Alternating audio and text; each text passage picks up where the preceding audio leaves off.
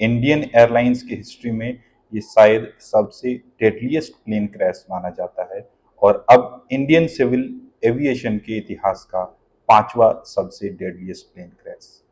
Indian Airlines की flight 113 Mumbai से लेकर अहमदाबाद की सफर को तय करने वाला था। डेट 19 अक्टूबर 1988। एयरक्राफ्ट बोइंग 737 जो अब तक लगभग 42,831 घंटे ऑन एयर फ्लाई कर चुका था।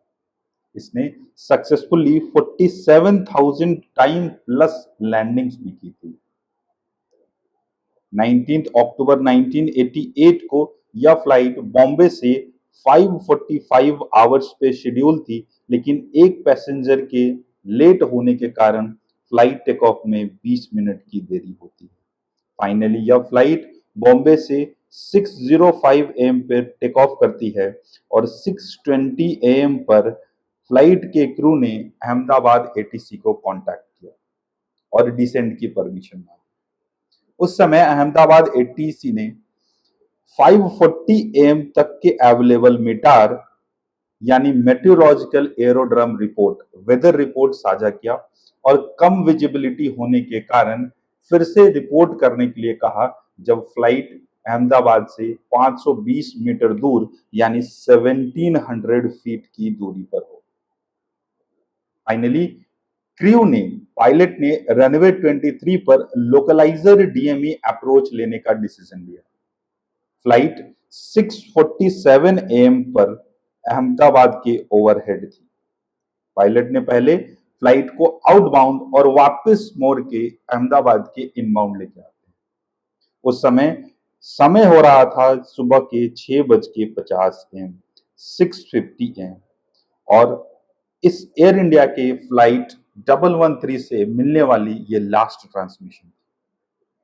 एयर इंडिया का यह फ्लाइट कुछ 3 मिनट बाद 6:53 पर अहमदाबाद के नोबल नगर हाउसिंग सोसाइटी से लगे हुए चिलौदा कोटापुर विलेज के पास क्रैश करती है, पहले पेड़ों से टकराकर और फिर पास के ही हाई टेंशन इलेक्ट्रिकल वायर्स में।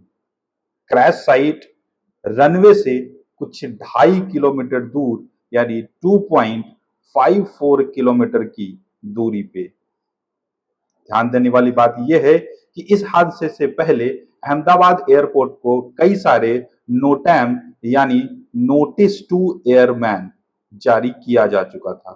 कारण इंस्ट्रूमेंट लैंडिंग सिस्टम यानी कि आईएलएस में अप्रोच लाइट्स की कमी और ग्लाइड पाथ्स में भी अप्रोच लाइट्स की कमी।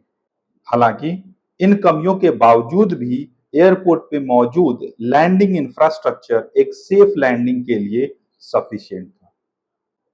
बाद में एयरपोर्ट अथॉरिटी ने कहा कि ऐसे सिचुएशन में सेफ लैंडिंग करने के लिए यह मैंडेटरी है कि पायलट जमीन से 500 फीट ऊपर ही एटलीस्ट रनवे को अच्छी तरीके से देख सके। It is important for the pilot to sight the runway at least 500 feet above.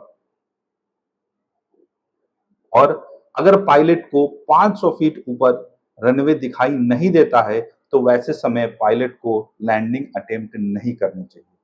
Airport authority ने कहा चूंकि क्रैश साइट रनवे से लगभग 2.5 किलोमीटर दूर था, इसका मतलब यह होता है कि शायद पायलट ने रनवे देखा ही नहीं और ये क्रैश संभव। इस फ्लाइट पे टोटल 129 पीपल ऑन बोर्ड थे, जिसमें 124 एडल्ट्स और 5 बच्चे। क्रू की टीम 6 लोगों की थी, जिसमें पायलट, को पायलट समेत 4 केबिन क्रू। 6 के 6 केबिन क्रू अपनी जान गंवा देते हैं। हालांकि 5 पैसेंजर्स जो इनिशियली सरवाइव तो करते हैं, लेकिन बाद में अपने इंजरी के कारण जिंदगी और मौत की लड़ाई हार जाते हैं। इन्वेस्टिगेशन के बाद कोर्ट ऑफ इंक्वायरी इस नतीजे पे पहुंचती है कि इस एक्सीडेंट का कारण error of judgement pilot in command और को पायलट के साथ पुअर विजिबिलिटी को ठहराया गया। हालांकि गवर्नमेंट ऑफ इंडिया ने इस रिपोर्ट को United states national transportation safety board को सौंपा। उनके स्टडी के बाद, रिकमेंडेशन के बाद रिपोर्ट में कुछ बदलाव किया गया, जिसके कारण कॉज ऑफ एक्सीडेंट को error of judgement on the part of pilot in command as well as co pilot due to non adherence of the procedure laid down under poor visibility condition बताया गया। यानी poor visibility conditions होने के कारण जो भी procedure laid down है, pilot और को पायलट द्वारा उसकी अनदेखी की गई, जिसके कारण यह प्लेन क्रैश हुआ।